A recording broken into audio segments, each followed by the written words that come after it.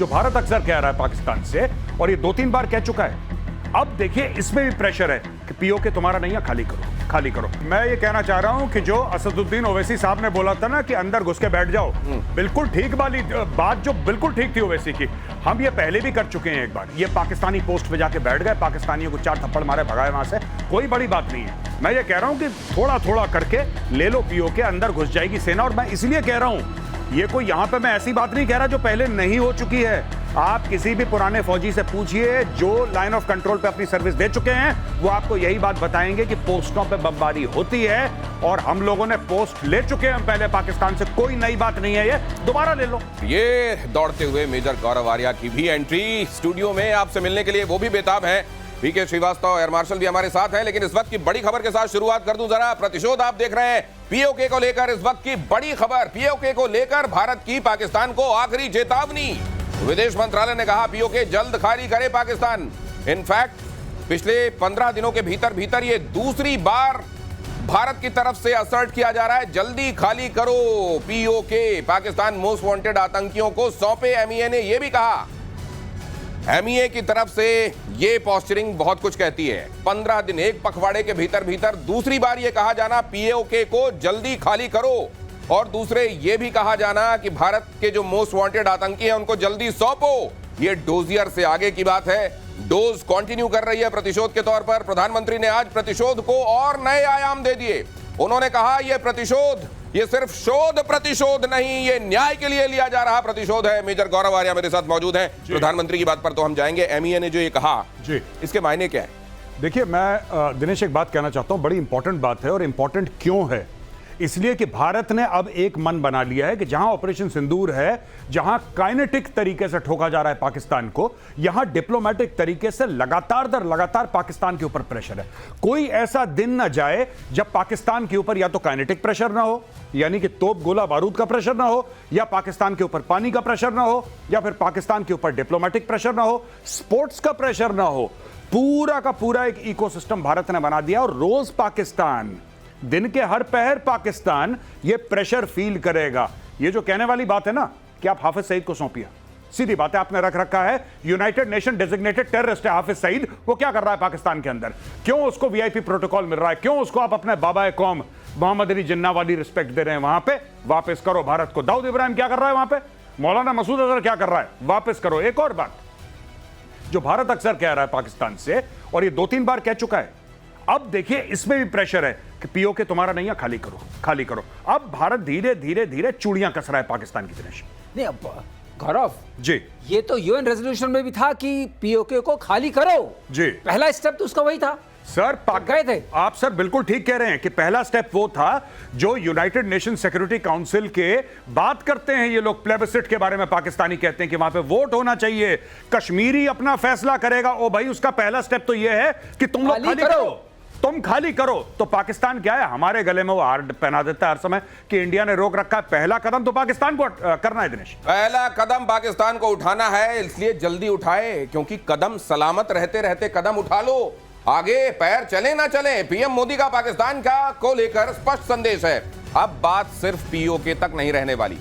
PM Modi ने कह दिया है पाकिस्तान के साथ न ट्रेड होगा, न ही टॉक्स होंगे। पाकिस्तान के साथ न ट्रेड होगा न टॉक। अगर बात होगी तो सिर्फ पाकिस्तान के कब्जे वाले कश्मीर की, पीओके की। और अगर पाकिस्तान ने आतंकियों को एक्सपोर्ट करना जारी रखा तो उसको पाई पाई के लिए मोहताज होना होगा। और दुनिया बहुत अच्छे से जानती है, पाकिस्तान तो खैर अच्छे से जानता ही है कि प्रधानमंत्री नरेंद्र मोदी जो कहते हैं वो करते हैं, और जो नहीं कहते वो तो जरूर करते हैं। और अभी बहुत कुछ ऐसा है जो वो नहीं कह रहे हैं। पाई पाई के लिए मोहताज तो खैर करा देंगे, लेकिन यहाँ पीओके को लेकर ये असर्शन सर जी, ये एमईए की तरफ से लगातार ये हफ्ते डेढ़ हफ्ते के अंदर कहा जाना, जी, प्रधानमंत्री का इस बड़ी रैली में कहना, जी, गृह मंत्री पहले ही कह चुके हैं संसद में इसके लिए जान दे देंगे। क्या is there anything very big very soon on the wall sir? नहीं, मुझे ऐसा लगता है कि हम ऐसा नहीं कि बिल्कुल इंडियन आर्मी वहां पे पीओके के अंदर घुस रही है और कब्जा, वो नहीं। हम लोग जो देख रहे हैं ये टोटली डिफरेंट कॉन्सेप्ट देख रहे हैं और ये बड़ा सरप्राइजिंग है कि मोदी सरकार ऐसा कर रही है। सरप्राइजिंग ये है कि चारों तरफ, जैसे अभी मोदी जी को आपने देखा, माननीय प्रधानमंत्री ये कह रहे हैं कि पाई पाई के लिए मोहताज। इसका मतलब क्या है? ये उन्होंने मुहावरतन नहीं कह दिया। बात यह है कि जो आईएमएफ से पैसा लेता है पाकिस्तान, हम उसको ब्लॉक करेंगे। जो वर्ल्ड बैंक से पैसा लेता है हम उसको ब्लॉक करेंगे। जितनी पाकिस्तान की फाइनेंशियल स्कीम्स चलती हैं हम उनको ब्लॉक करेंगे। हम चाइना पर भी प्रेशर डालेंगे कि पाकिस्तान मोहताज हो जाए पाई पाई के लिए। जितने चैनल से अभी तक वहां आतंकवाद के इस पौधे को खाद पानी मिलता रहा है उस सबको ब्लॉक किया जाएगा। ये देखिए बहुत अच्छा ग्राफिक्स हमारी टीम ने बनाया है। कूटनीति से, अर्थनीति से, मिलिट्री एक्शन तो खैर कही दिया गया है कि बंद नहीं होगा, ये थप्पड़ पड़ते रहेंगे। पीओके में बगावत चल रही है। वहां के लोग जो कह रहे हैं कि हमको तो भारत के साथ भैया मिलना है जल्दी, खैर उनको ये पहले कहा जा रहा है कि यहां से चलो, खाली करो। सर ये वहां को लेकर जो कॉम्प्लेक्सिटीज हैं, बहुत सारी चीजें ऐसी हैं जो कहा जा रहा है कि इसको व्यावहारिक रूप से भी देखना पड़ेगा, इस लिहाज से भी देखना पड़ेगा कि चाइना को वहां इन्वॉल्व करके पाकिस्तान ने अपने लिए शील्ड तैयार करने की कोशिश की है। इसको आप कैसे देखते हैं? दिनेश, पाकिस्तान सोचता है कि वो शील्ड तैयार कर रहा है।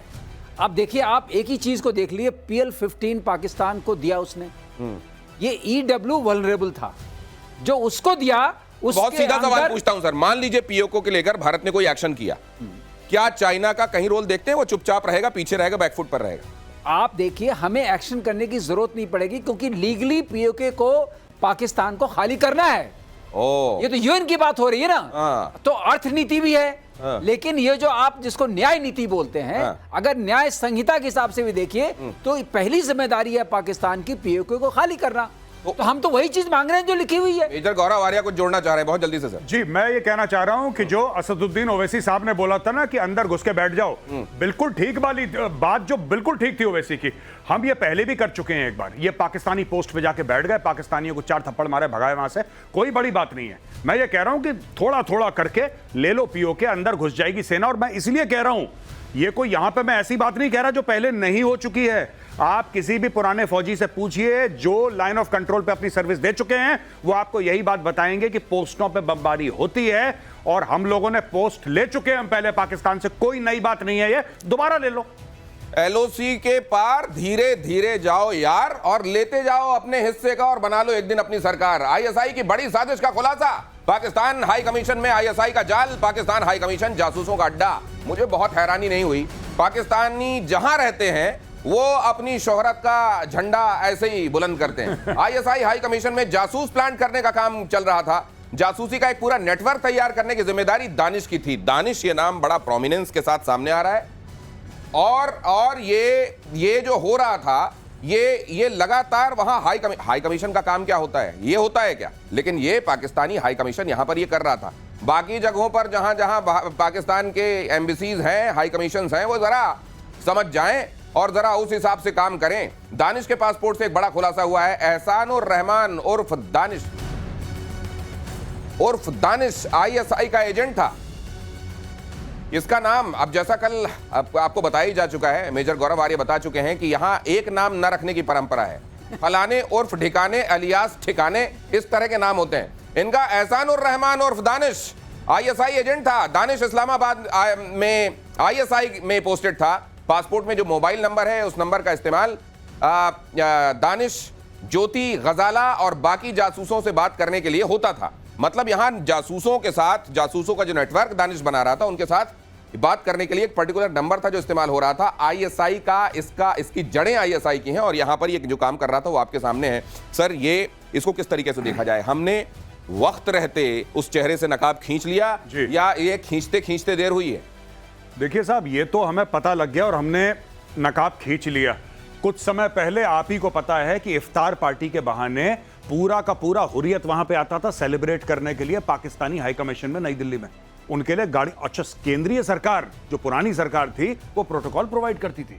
आपको पता है हजारों करोड़ रुपए दिए गए हैं, पाकिस्तान से नहीं, इंडियन गवर्नमेंट ने। जो पहली सरकारें रह चुकी हैं उन्होंने हुर्रियत को फंड करा। जब आता था गिलानी, तो गिलानी ऐसे आता था कोई कैबिनेट मिनिस्टर आ रहा है, आगे कमांडो, पीछे कमांडो, सायरन बजता हुआ।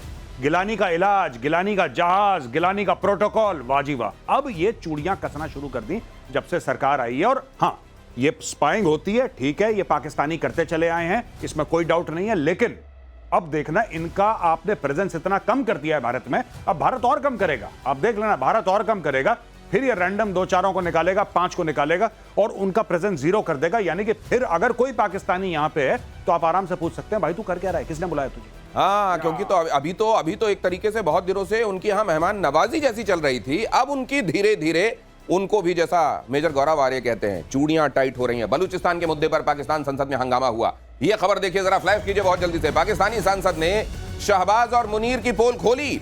बलूचिस्तान में हर गली में, हर घर में शहीद है। पाकिस्तान के भीतर बलूच सांसद ने यह कहा। सांसद अमल वली खान ने कहा बलूचिस्तान में जुल्म हो रहे हैं। अमल वली खान ने यह भी कहा कि बलूचों पर हो रहे जुल्मों को बंद करे पाकिस्तान, वरना हर घर में, हर गली में एक शहीद है।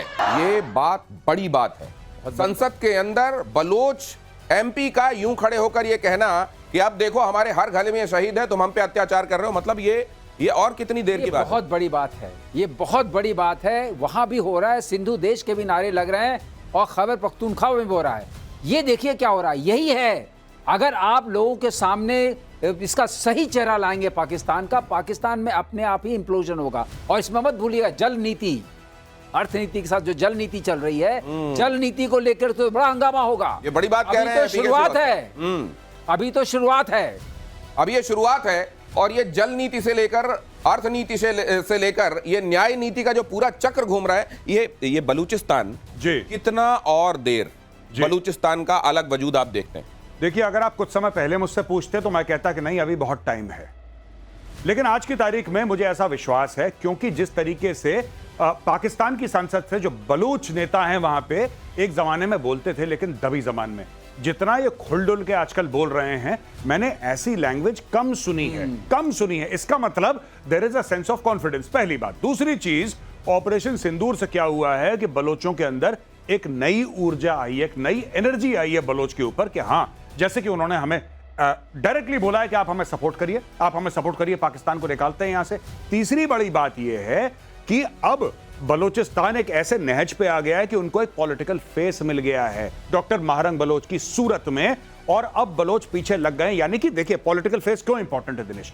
इसलिए इंपॉर्टेंट है एक राजनीतिक चेहरा, कि वो चेहरा जो दुनिया भर में एक्सेप्टेबल हो। आज की तारीख में लोग कह रहे हैं कि साहब उनको नॉमिनेट कर रहे हैं नोबेल प्राइज के, बातें चल रही हैं। तो आप ये देखिए कि जो बलूचिस्तान का मुद्दा सिर्फ पाकिस्तान के अंदर का था, वो पूरी दुनिया में आग की तरह फैल गया है। और इससे बड़ी बात क्या हो सकती है? ये पूरी दुनिया में अगर आग की तरह फैल गया है तो ये वो दिन बहुत दूर नहीं है जब बलूचिस्तान से उठने वाली ये आवाज आखिरकार अपने अंजाम तक, मुकम्मल अंजाम तक पहुंचती दिखाई देगी। अलग देश के तौर पर विदेश मंत्री